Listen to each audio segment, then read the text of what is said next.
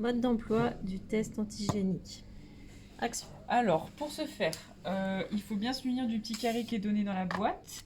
On prend la petite plaquette, Ça. le tube, Oui. le sérum, si on peut appeler ça comme ça, et le Coton-tige. voilà, le coton-tige qui est le même que celui pour la PCR. Donc, on met bien dans le petit carré les tests à la verticale toujours.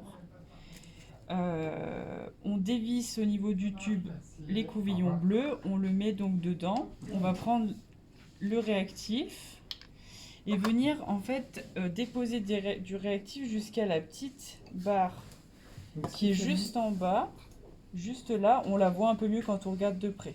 Ok. On vient mettre le test bien à la verticale toujours. Ensuite, on va venir prendre l'écouvillon. L'écouvillon, il va à la même profondeur que pour le test PCR, hein, donc bien loin. On vient ensuite le mettre à l'intérieur du tube. On va tourner 5 fois.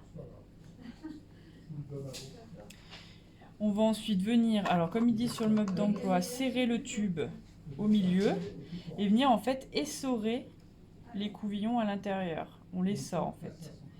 Voilà, et on va le laisser 15 secondes. 15 secondes, quelques secondes ils disent. Une fois qu'on a attendu les quelques secondes, on va venir casser ici et refermer notre tube. On se munit ensuite de la petite plaquette. Ça revient à comme le quick test en fait, c'est exactement la même disposition. Voilà.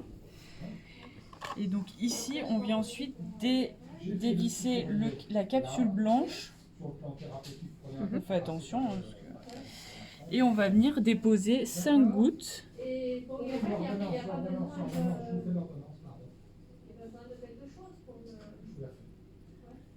Voilà.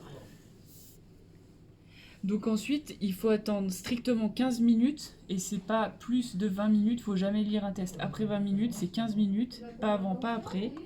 Donc ils disent de mettre un minuteur.